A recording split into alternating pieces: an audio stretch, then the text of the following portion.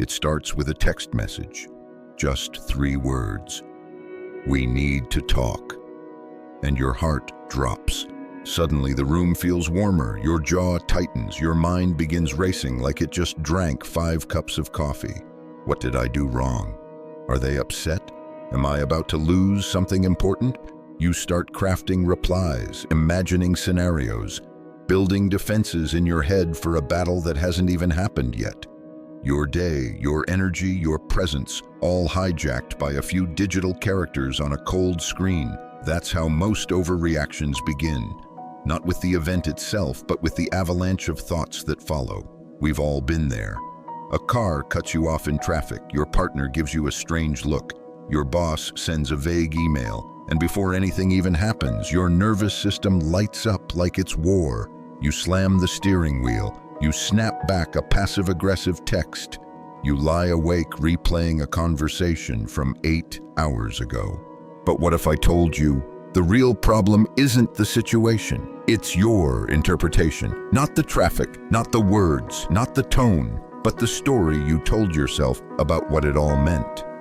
That story, that immediate, impulsive, reactive story, isn't truth. It's your ego screaming for control, and that's where Stoicism steps in, not as some cold, emotionless philosophy, but as a scalpel to cut through the noise, and a compass to bring you home to yourself. Have you ever felt like a puppet, yanked by invisible strings, your emotions pulling you left, right, up, down all day long? What if those strings could be cut quietly by learning to pause? I want you to imagine Marcus Aurelius, not as a statue, not as a dusty figure from an ancient world, but as a man, a father, a husband, a leader of an empire constantly at war. He wakes up to news that his soldiers have rebelled, that plague is spreading, that senators plot behind his back. And yet in his journal, he doesn't rage. He writes, "You have power over your mind, not outside events. Realize this, and you will find strength." This man, with the world on his shoulders, didn't overreact. He turned inward, not out of passivity, but out of power, because he knew to act from emotion is to lose yourself. But to observe emotion before it becomes action, that is sovereignty. Stoicism teaches that we don't control what happens, but we control how we interpret what happens. That space between stimulus and response is where our freedom lives. But today, that space is vanishing. Modern life speeds everything up. Notifications hit before you finish a sentence. Opinions fly faster than facts. We are constantly pushed to respond, and quickly. And so we lose the gap. We lose the ability to step back, to ask, is this really worth my energy? Is this emotion even mine, or just a shadow of past pain? What if every overreaction you've had wasn't about the present moment, but a ghost from your past screaming to be noticed? There's a story I want to tell you. A man I met in Arizona, let's call him Jake. Jake was a former Marine, tough, proud, built like a boulder. He had a short fuse. He yelled at his kids. He got into fights in bars. He once smashed his own windshield because someone honked too long behind him at a red light. One day, during a men's retreat in the desert, we sat together around a fire. He told me the truth, that his father had beaten him, that he was taught to never look weak, that every insult felt like a threat to his worth, that every delay felt like an attack on his dignity. He looked at me, eyes glossy in the firelight, and whispered, "I'm not angry. I'm just scared all the time." That's the truth beneath most overreactions. Fear disguised as anger, insecurity dressed up as control, and the cure is not suppression, it's awareness. Jake found solace in Stoic philosophy. He began writing every morning like Marcus did. When he got triggered, he asked, "Is this worth trading my peace for?" And slowly, the storm began to calm. He didn't become a robot. He became a man who could hold his fire. The strongest man in the room isn't the one who raises his voice. It's the one who can sit in silence, feel the heat rise, and still choose calm. You see, Stoicism isn't about not feeling. It's about not being ruled by what you feel. Seneca, another great Stoic, said, "We suffer more often in imagination than in reality." Think about that. How many hours of your life have been stolen by stories you made up? The friend who didn't call you back, you decided they must hate you now. The job interview that ended with, "We'll get back to you," you assumed rejection. The person who disagreed with you, you labeled them your enemy. We live inside projections more than we live in presence. And every projection adds fuel to the fire of overreaction. But here's the good news. You can reverse this pattern, not by force, but by understanding, by asking every time you're triggered, is this fact or fiction? Is this worth my time or just an old wound? Am I responding or just reacting? This kind of self-inquiry doesn't come naturally. It's a muscle. And like any muscle, it grows through repetition, resistance, and rest. Next time you feel your heart rate spike, your jaw clench, your fingers itch to send that angry reply, pause, just pause. That one breath could change everything. Some people say, "But that's just who I am. I'm hot-tempered," as if it's a personality trait carved in stone. But even stone erodes with time and patience. The truth is, no one is born overreactive. We learned it. Somewhere along the way, we were taught that yelling gets attention, that anger is power, that if we don't strike first, we'll be seen as weak. And what is learned can be unlearned. One man told me he couldn't help it. When his wife criticized him, he exploded. His blood boiled, his voice rose, and words left his mouth that he didn't even mean. It was automatic, like a switch being flipped. But that man also believed in growth. He began practicing what the Stoics called premeditatio malorum, the premeditation of evils. Before entering his home, he imagined potential frustrations, the sink full of dishes, the offhand comment, the look of disappointment. And he asked himself, if this happens, how will I respond as the man I want to be? That little mental rehearsal changed him. It didn't make his wife easier to live with. It made him easier to live with. That's the beauty of Stoic philosophy. It puts the power back in your hands without requiring the world to change first. Can you imagine walking into your day with the mindset of Epictetus, who said, "It's not things that upset us, but our judgments about things"? Can you feel how light that would make you? You could move through life with the stillness of a mountain while the weather around you changes. You could hear criticism without collapsing, face delay without exploding, accept disappointment without giving up your peace. That's not weakness, that's real strength. Imagine you're in a storm. The rain lashes at your windows, the thunder roars, the lightning cracks the sky open like it's made of glass. And inside the house, the child version of you is screaming, terrified. But then you walk into the room, your adult self. You kneel down, you look that child in the eyes and say, "I know you're scared, but I'm here now, I've got you." That's what Stoic practice feels like. It's not denial, it's the reparenting of the frightened inner world. It's showing up for yourself when no one else does. It's telling your body, "You don't need to panic anymore, I'm home." There's a man in New Jersey I once coached, early 40s, wealthy, divorced, 2 kids, sharp jawline, and constantly on edge. He told me, "My ex-wife knows how to push every button I have." I looked him in the eye and said, "Then take out the buttons." He stared at me, and then he laughed, but not because it was funny, because it hit something real. Our buttons exist because we haven't yet examined them. Stoicism doesn't mean you stop caring. It means you stop bleeding for every opinion, every jab, every mistake. It means you carry yourself like someone who knows they are bigger than the chaos around them. That man, months later, messaged me. He told me his ex tried baiting him again. Same tactics, same words, but this time he just smiled and said, "Thanks for sharing." She stormed off. He went back to cooking with his kids. Progress, not perfection. Presence, not performance. Power, not control. Ever wonder how the Stoics handled betrayal? Not just traffic or text messages, but real, soul-crushing betrayal? Marcus Aurelius was betrayed by his own generals. Epictetus was born a slave. Seneca was sentenced to death by the very emperor he mentored, and yet they didn't spiral, they didn't scream, they sat with what was and asked, what is mine to carry and what is not? That question is your lifeline in moments of overwhelm. You can't control how others behave, but you can control whether their behavior owns you. You can feel the wave rise in your chest and still decide not to drown in it. That's Stoicism, not coldness, but clarity, not indifference, but inner direction. Picture this.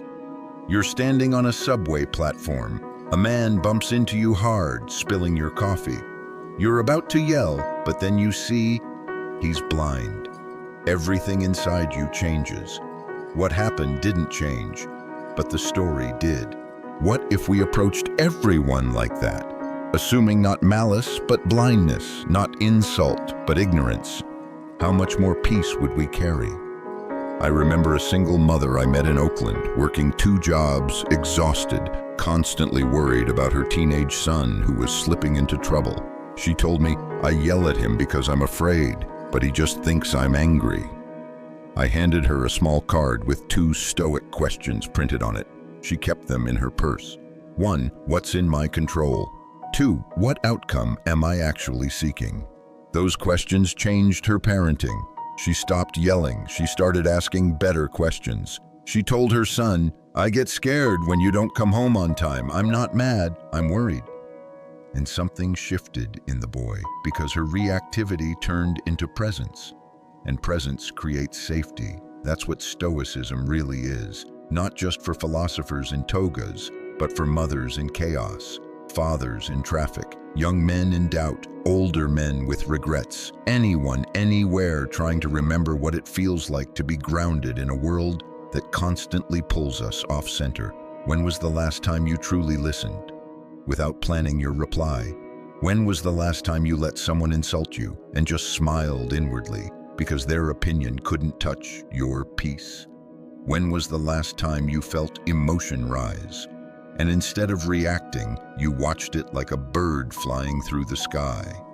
You are not your anger. You are not your fear. You are the sky. And emotions are just weather. There's a kind of liberation that comes when you stop being a slave to every impulse. A moment of stillness in the chaos where you realize, I don't need to chase every thought. I don't need to react to every emotion. I can simply observe. And observation is the first step toward freedom. Most people live like leaves in the wind, blown by mood, by memory, by other people's words. But the Stoic stands like a tree, roots deep, trunk steady, unshaken by the breeze. That steadiness isn't born of apathy, it's born of attention. Because when you begin to observe your inner world, you stop being surprised by it. You start seeing patterns, like how your irritation at traffic isn't really about traffic, but about how rushed you always feel. Or how your resentment toward your boss isn't really about their tone, but about the value you feel is being overlooked. Awareness reveals the layers, and in those layers, you find choice. The Stoics knew this deeply. That man is not disturbed by events, but by his opinions of them. That to be angry is to punish yourself for the error of others, that no insult harms you, unless you believe it. So the question isn't, how do I stop overreacting? It's, what belief am I holding that keeps me overreacting? Strip that belief bare, hold it up to the light. Does it serve you? Does it reflect truth? Or is it just a wound masquerading as a worldview? Think of a glass of muddy water. If you shake it, the mud clouds everything. But if you set it down and wait, the sediment settles, the water clears. That's what Stoic practice does. It gives you the patience to wait, to let the mud settle before you act. And in that stillness, you gain clarity. You don't need to lash out to feel seen. You don't need to panic to prove you care. You can respond with precision, not poison. You can become the kind of person people turn to instead of away from. Not because you have all the answers, but because your presence feels like peace. I once met a therapist who said something unforgettable. People scream when they don't feel heard. That hit me hard because most of us don't just want to be right, we want to feel understood. But how can anyone understand us if we don't understand ourselves? Overreaction is often a cry for understanding by force, but understanding born from force never lasts. Stoic philosophy teaches you to understand yourself first, to slow down enough to ask, what do I truly need right now, and is this the best way to get it? A man in Michigan once shared with me that his biggest trigger was being interrupted. It set him off like clockwork. He'd feel disrespected, dismissed, furious. But through journaling, he discovered the real reason. As a child, his father never let him finish a sentence. The pain wasn't in the present. It was old, forgotten, but still alive. The day he connected the dots, his whole posture changed. He cried. Then he smiled. And the next time he was interrupted, he stayed calm. Not because the moment didn't sting, but because he finally saw why it stung. Clarity diffused the bomb. Imagine walking into a room full of noise, arguments, complaints, demands. But instead of joining the frenzy, you light a candle in the corner and sit silently. No announcements, no defiance, just peace. And slowly others quiet down too, drawn not to your words, but to your energy. That's the kind of influence Stoic presence creates. It doesn't need to dominate. It radiates. One of the most powerful practices the Stoics offered us is the evening review. Before bed, they ask themselves, what did I do well today? Where did I fall short? What can I do better tomorrow? Not to self-judge, but to self-remember, because it's easy to lose track of who we want to be in the noise of the day. Easy to get pulled into ego battles, emotional reactivity, old patterns. But that quiet reflection at night brings you back. It gives you the steering wheel again. You begin each new day with cleaner intention, and eventually your default reaction becomes a thoughtful pause, not a volcanic blast. I want you to think back to a recent time when you overreacted. What triggered you? What did you feel in your body? What story did your mind immediately tell you? And now, what else could have been true? Maybe the person wasn't attacking you. Maybe they were just clumsy or scared or reacting from their own pain. Maybe the world wasn't out to get you. Maybe it was just being the world. This shift in perspective doesn't come from weakness. It comes from strength of mind. It comes from choosing peace, even when war is available. It comes from understanding that every second you spend in outrage is a second stolen from your potential.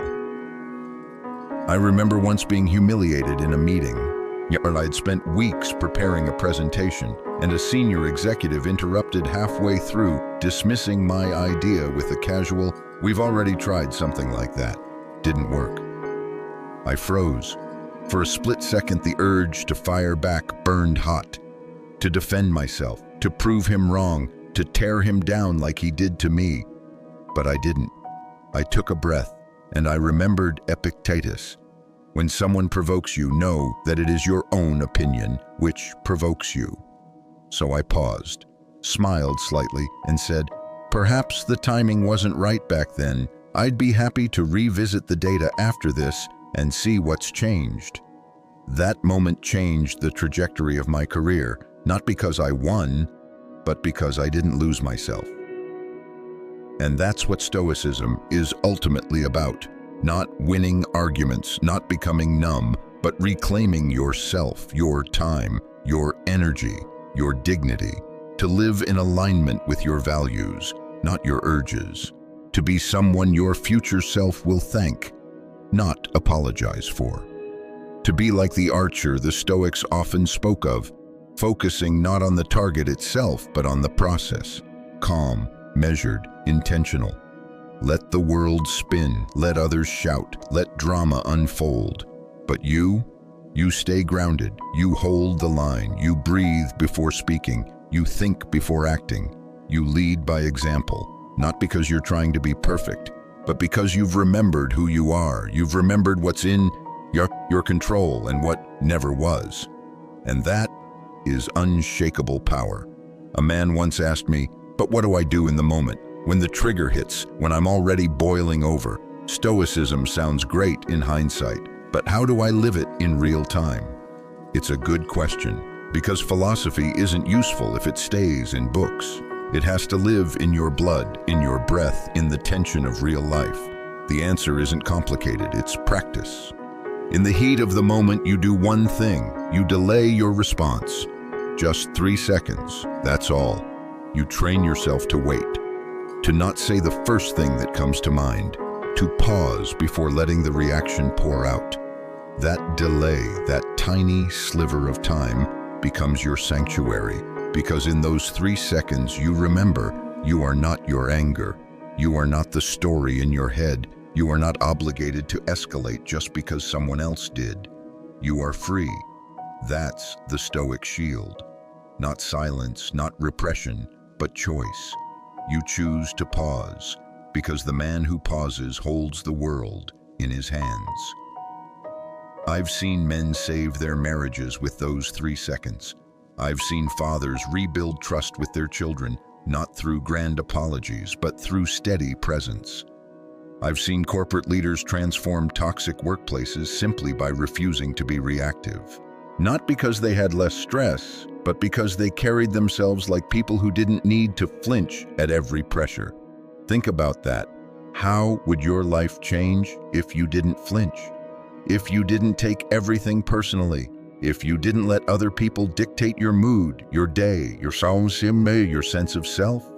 That's what Stoicism trains into you, not detachment from life, but detachment from chaos. A calm so deep that no insult can reach the ocean floor. There's a parable from the East that reminds me of Stoic thinking. A monk was walking beside a river when a man on the other side shouted insults at him. He called him names, mocked his robes, tried to provoke a response. The monk simply smiled, bowed slightly, and kept walking. A student asked, "Why didn't you defend yourself?" The monk said, "If someone offers you a gift and you don't accept it, to whom does the gift belong?" Now imagine carrying that wisdom in your everyday life. Someone throws shade on social media, not yours. Someone cuts you off in traffic, not yours. Someone tries to shame you into reacting, not yours. You don't have to carry what isn't meant for you. A friend of mine went through a brutal breakup. He told me he kept replaying the last argument in his head like a looped recording. He wanted closure, justice, an apology, but none came. He said, "It feels like every time I think about her, I lose my peace again." I asked him, "Are you holding the pain, or is the pain holding you?" He was silent for a long time, then he nodded. "I think I'm afraid to let it go, because if I do, it means she doesn't owe me anything anymore." That's the heart of it. Our overreactions are often attempts to keep the wound alive, because if we stop reacting, we fear it means the pain wasn't real, that we weren't wronged, that we don't matter. But it's the opposite. Letting go isn't forgetting. It's choosing yourself over your suffering. It's saying, "I'm done bleeding over this." It's choosing to walk forward, not because the past was okay, but because you're not willing to carry its weight any longer. That's Stoicism. It's not just emotional discipline, it's emotional dignity. Let me ask you something. When was the last time you forgave someone? Not for them, but for you. When was the last time you said, "I don't need this anymore. This anger, this attachment, this story, I'm done"? That's the kind of moment that divides a life into before and after. Because true freedom isn't about avoiding pain, it's about knowing it can't own you. Stoic strength is quiet. It doesn't broadcast itself. It doesn't wear armor or yell in boardrooms. It sits, it breathes, it observes, and then it acts. Not from fear, not from ego, but from purpose. In a world obsessed with urgency, Stoicism is your permission to slow down. You don't have to reply to that message right now. You don't have to fix that misunderstanding in the next 5 minutes. You don't have to react, defend, explain, attack. You can let things breathe. You can let yourself breathe. Because not everything is worthy of your fire, and not every spark deserves to become a blaze. I once asked a mentor of mine, an older man who had seen war, divorce, bankruptcy, what the biggest difference was between who he was at 25 and who he became at 65. He said, "I stopped reacting to everything. I learned that not every opinion matters. Not every loss is final. Not every feeling is true." That's the kind of wisdom you can't buy. You earn it by living, reflecting, falling down, and choosing not to be bitter, by finding something steady within yourself that nothing outside can touch. And that's exactly what the Stoics taught us to find. It's not an escape, it's an anchor. It's not about hiding, it's about standing still when the world wants you to flinch. The man who masters his reactions doesn't become passive, he becomes precise. He doesn't become numb, he becomes selective with his energy. And that selectivity is power. Because if you only react to what truly matters, you live a life of depth, not drama. I want you to imagine your future self. 5 years from now, wiser, calmer, clearer, someone who's been through more but carries less. Someone who doesn't yell, doesn't panic, doesn't chase, just moves with purpose. That version of you, he's waiting. And Stoicism is the path that gets you there. Not by changing the world, but by changing how you meet the world. You were never meant to be a slave to every emotion that passes through you. You were never meant to waste your energy proving yourself to people who won't understand you anyway. You were never meant to carry every insult like it was your name. You were meant to move like the ocean, vast, deep, and unmoved by surface winds. You were meant to become the one others look to when the storm hits, because you've trained, because you've seen enough, because you've chosen clarity over chaos. That's what Stoicism gives you, and it starts now with one breath, with one pause, with one refusal to let your peace be stolen again. There's something almost holy about a man who no longer takes everything personally. He walks into rooms not with a need to be liked, but with a calm curiosity. He listens more than he speaks. He allows silence to stretch. He doesn't interrupt to defend. He absorbs to understand. This man isn't concerned with being right. He's concerned with being whole, because somewhere along the way he realized life is not a courtroom. You don't have to argue your existence every day. You don't have to win every debate to be at peace with yourself. You just have to know who you are and live like it. When someone cuts him off in a meeting, he doesn't flinch. When someone makes a snide remark, he lets it pass through him like wind through trees, not because he's weak, but because he's rooted. He knows that overreaction isn't strength, it's instability, and there is nothing more powerful than being unmoved in a world that tries to move you with every whisper. I once sat across from a man whose son had died. He was quiet, soft-spoken, but behind his eyes lived something ancient. He told me, "I didn't scream, I didn't break down. I just walked into the room, kissed my boy's forehead, and sat beside him for an hour." I asked him how he did that. He said, "The pain was bigger than words, and I knew nothing I could say or do would change it, so I chose to be still." That stillness wasn't numbness. It was reverence. It was presence in the face of something unbearable. And that is Stoicism, not the absence of feeling, but the mastery of it. It's knowing that even in your grief, you can choose your posture. Even in tragedy, you can remain intact, because nothing, not even loss, has the right to shatter your soul, unless you allow it. We live in an age that confuses urgency with importance. Everything is now, now, now, but the Stoics lived by a different tempo. They rose early, they reflected, they watched their thoughts like a hawk circling a field. They treated their emotions not as enemies, but as teachers. And they asked daily, "Am I becoming the man I admire?" That question alone can redirect an entire life. Not am I successful, not am I right, not am I winning, but am I aligned with the virtues I claim to value?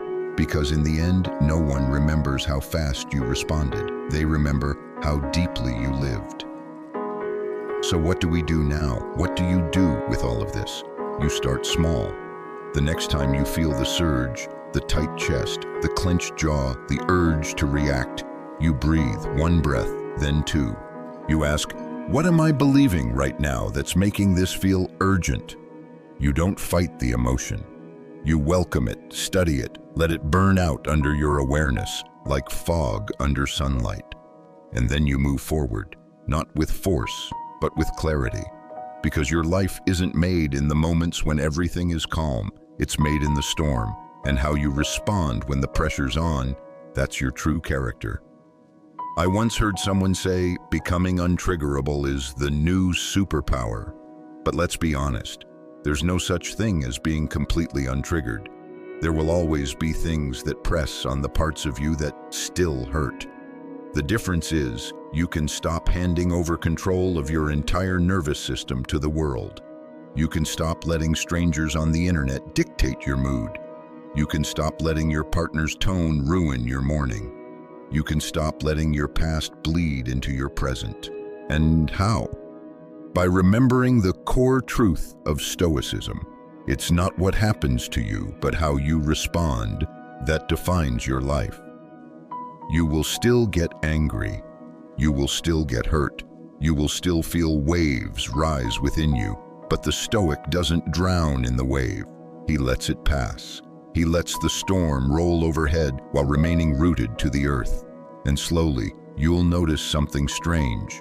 The things that used to shake you, they now amuse you. The insults that used to hurt, they become transparent. The fears that kept you up at night, they shrink under the light of your awareness. Because you've stopped being a reactor, you've become a responder. One of the most stoic things you can do in modern life is not respond to an insult, to a rumor, to a provocation, to a demand that you prove yourself. You don't need to reply. You don't need to correct them. You don't need to explain your worth. Because silence isn't weakness, it's mastery. It's the voice of someone who no longer seeks permission to exist. I remember a young man, maybe 25, who came up to me after a talk I gave. He said, I feel like I'm always at war with myself, with my parents, with everyone. I don't want to be angry anymore. I want to be free. I looked at him and said, then you must choose to disappoint your ego more often than your soul. He nodded slowly, like something in him understood. Because here's the thing about reactivity. It's usually the ego trying to defend a wound. But the soul doesn't need to defend anything. It's already enough. It just wants peace. It wants to be. And that's what Stoicism gives it. So as you move through this day and the next and the one after that, you will be tested. You'll be triggered. You'll be misunderstood. But you'll also have a choice. In every moment, you can take the path of noise or the path of depth. You can react like the world taught you to, or respond like the man you've been becoming. One breath at a time, one pause at a time, one act of inner mastery at a time, because the world doesn't need more rage. It needs more quiet strength. It needs more of you, the calm, steady version, the version you came here to be, the Stoic, the one who no longer overreacts because he finally remembered his true power was never outside of him. It was always within, waiting, quiet, and now ready.